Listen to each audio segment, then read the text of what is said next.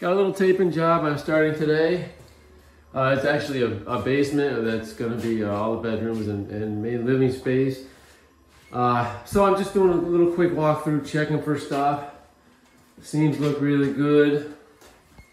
I see he fastened it a little bit differently than I usually do. He did the double screws, which is a good way. There's nothing wrong with it. He's going to have a lot less likelihood of having any screw pops. I'm just checking for gaps. There's a little gap in the corner here, which probably is borderline needing pre-fill. The only thing I see in this room is this one sheet had some damaged areas, and I'm just going to cut them out and pre-fill that with some setting compound. This corner up here is going to box in with wood, so I'm not worried about that gap. So that's what I'm going to do. I'm going to walk through and do some pre-filling and check all the fasteners before I actually start doing any taping. Here are a few things that really should be addressed before you can start taping. Overcut electrical boxes, gaps and seams and inside corners, and busted edges. Here's a damaged area. I actually just cut this out. It was a big bubble and I just cut it out now. I know it looks really bad, but it's not as bad as it looks.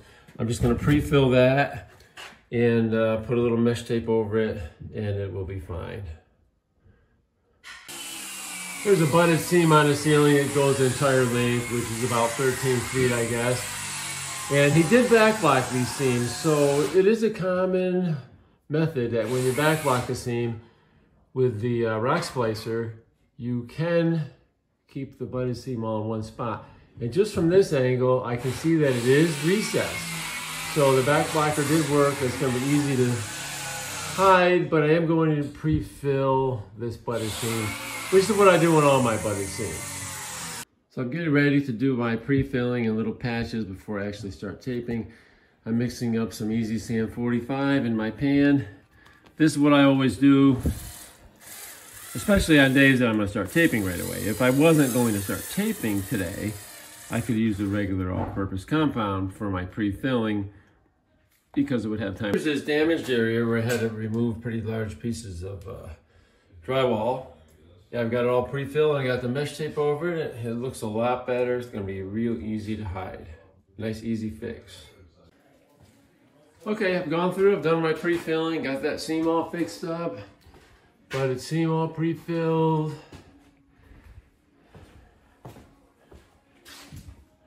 Got a little gap along this seam, which I pre-filled.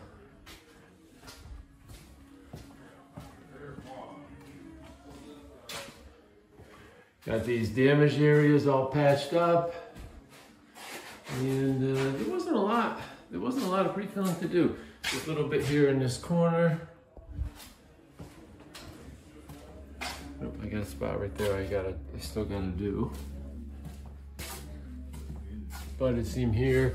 Up along this edge, there was a pretty wide gap, so I pre-filled it and actually put a little mesh tape on it.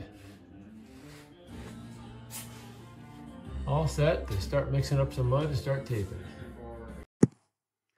In this video, I mentioned back blocking my butted seams with something called the rock splicer. Click on this link for more information.